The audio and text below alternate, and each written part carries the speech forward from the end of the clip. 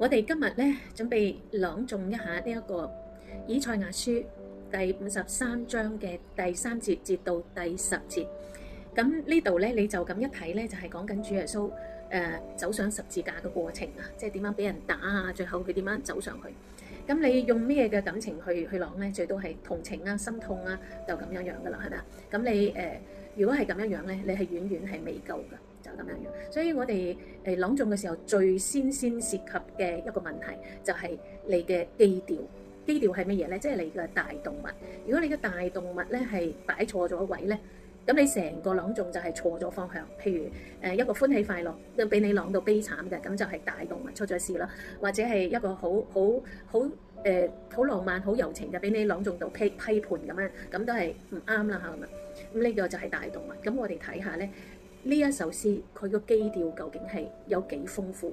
咁唔單止係你所體會到心痛咁嘅啫。咁我哋如果係想知道更加多一啲嘅，由裏邊知道佢呢件事嘅來龍去脈咧，佢係一套嘅神學嘅邏輯嚟㗎。咁你要明解，你先至可以將呢個詩咧係理解得透徹㗎。我哋先講啦，就呢個世界係有秩序嘅呢樣嘢㗎，所有萬物都係有秩序。譬如宇宙啦，佢個個星體都係按住自己嘅軌道。如果佢唔按住自己嘅軌道咧，佢就會撞㗎咯喎。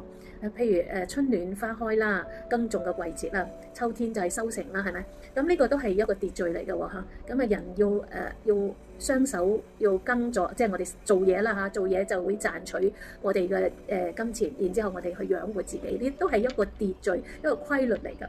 咁呢一個規律咧就係神創造俾我哋嘅。神咧喺最開初嘅時候咧創造天地啊、宇宙萬物，跟住就有植物有動物咁樣樣。所以我哋咧見到咧出邊咧嗰啲樹啊、花啊、空氣啊，其實都係要感恩呢個創造物主㗎，佢提供俾我哋。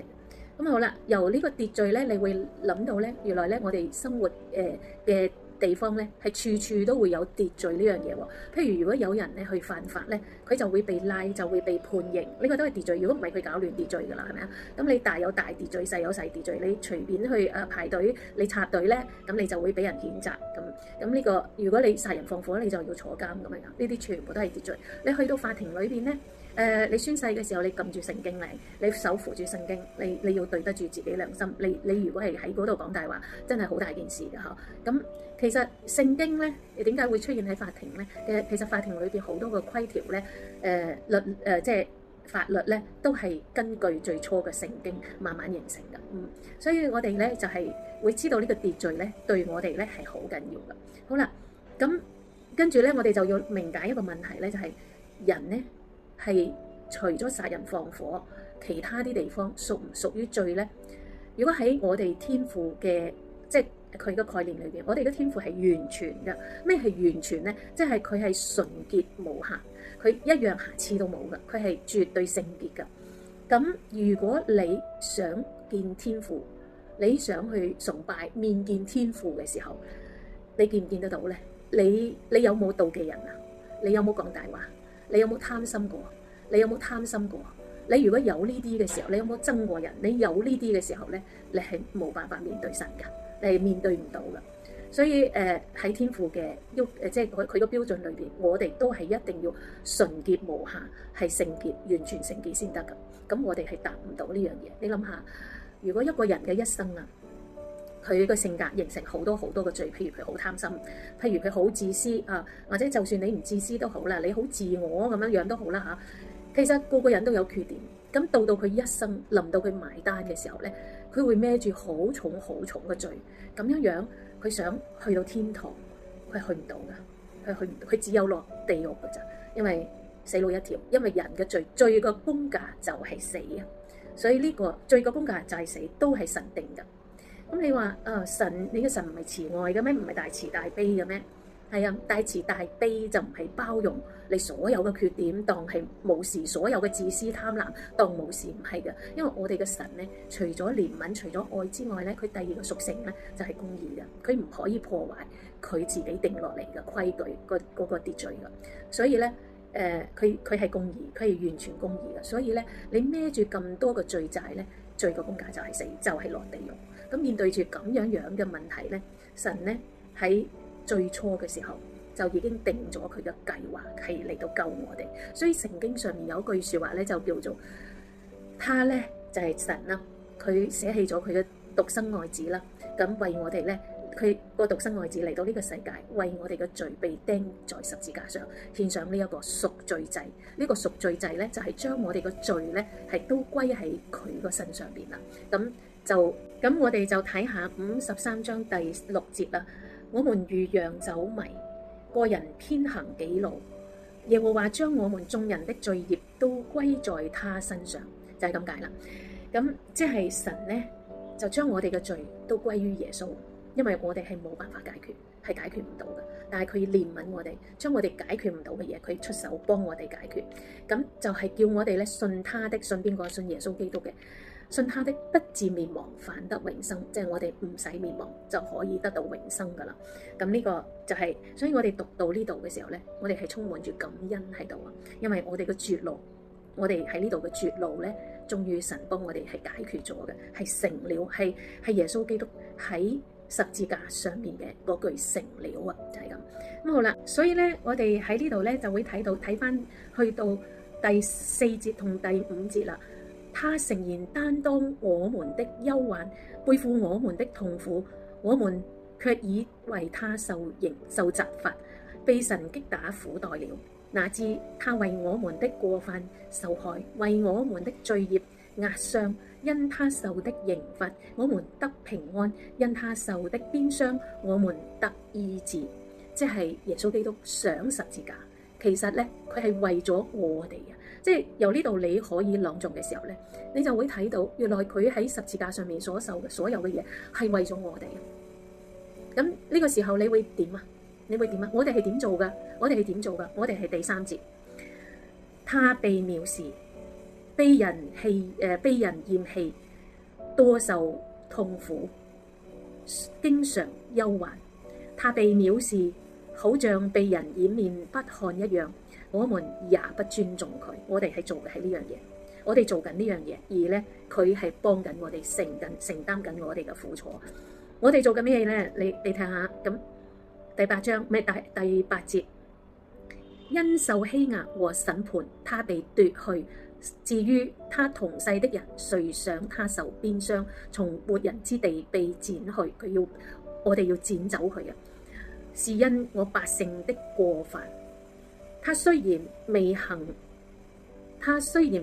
強暴，口中也沒有詭詐人，還是他與惡人同埋啊！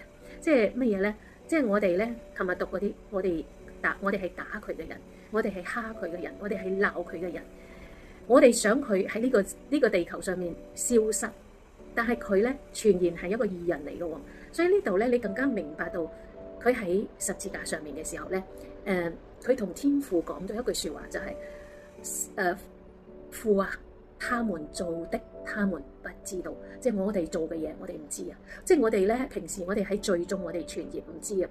甚至而家有人都唔會覺得自己有罪，我係好人一個，我冇殺人，冇殺人放火。你點解話我有罪？好多人都係咁樣，佢對罪係冇意識㗎咁樣。所以咧，你喺朗嘅時候咧，就唔係淨係心痛啊，淨係唔係話好感動啊，唔係感動啊，即係唔係你夾硬去擺喺你個頭腦裏邊嘅一個感動，我就一味感動，佢感動唔到你，你係感動唔到噶。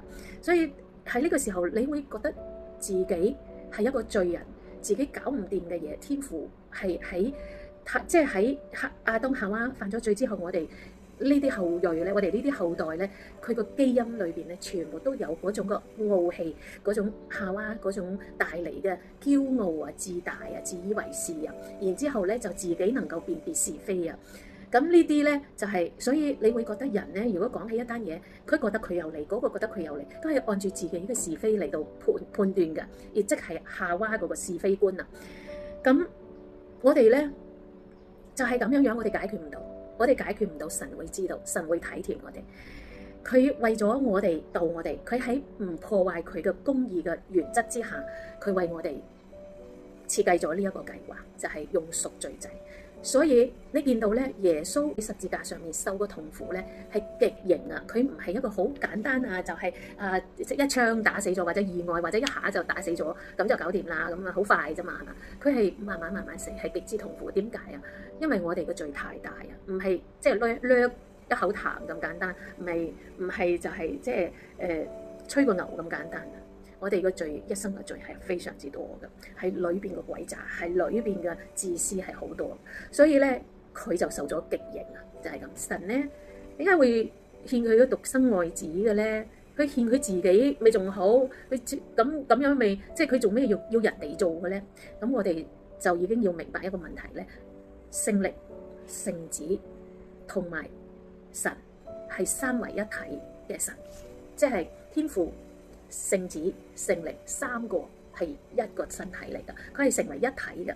你喺下邊嘅第10節，你就會明白啦。譬如你講耶和華卻定意將他壓傷，使他受苦。點解啊？因為贖罪祭啊嘛嚇，所以耶和華以他為贖罪祭，即係佢差遣耶穌嚟到呢個世界個任務咧，就係要做贖罪祭，幫我哋嘅罪贖清佢。